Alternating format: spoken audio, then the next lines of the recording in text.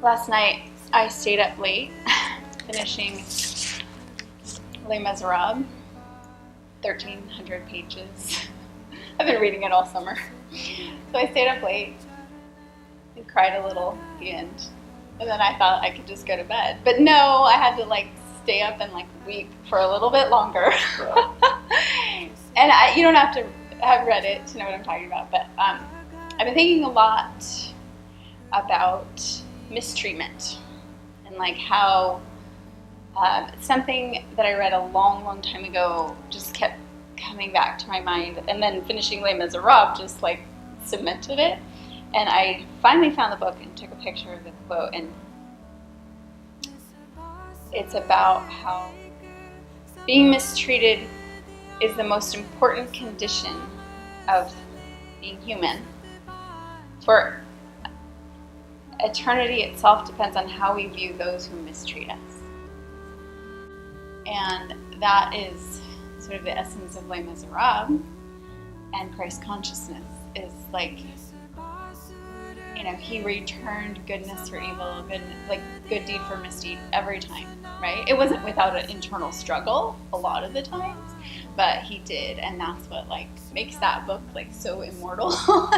And what made Christ Christ? Yogi Bhajan talked a lot about Jesus Christ and Christ consciousness, even more than Nanak. He even admitted himself. He loved Jesus. He said on the cross he said, "Forgive them." That's what made him Christ. Forgive them; they don't know what they do. So I've been thinking a lot about that, and there's a great quote I'm going to read by Yogi Bhajan.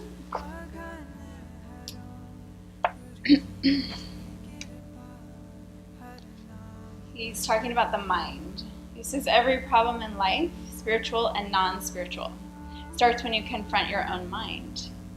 If your mind is with you, it acts as your leverage. It is your powerful friend. Then you can confront the world. Manjati Jagjit, one who conquers his mind has victory over the entire world.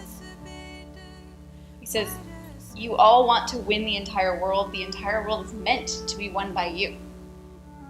The cosmos is set up so that it is possible for an individual's magnetic field and mental projection to imprint and prevail on the universal magnetic field.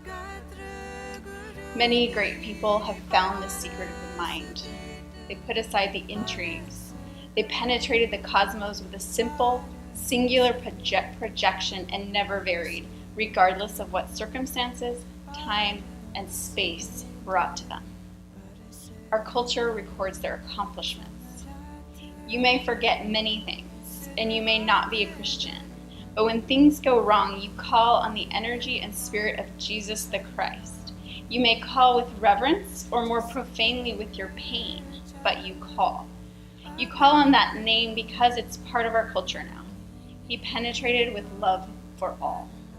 He saw God in every heart. He had no degrees.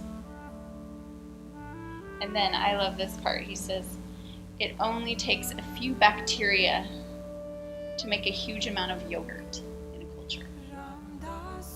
It only takes one clear mind that acts beyond its intrigues to see the world of truth. And that is why we do Kundalini Yoga, so that we can resurrect our consciousness and become and shine with that light of Christ. And who knows what that one, our little culture, our little bacteria will do in the culture, right? We don't always know. That bishop may not have known what he did to Jean Valjean and how that changed, that created the whole story of this world. So we're going to do some yoga today to resurrect our consciousness, get rid of some anger, get rid of some toxins. So let's put our hands together.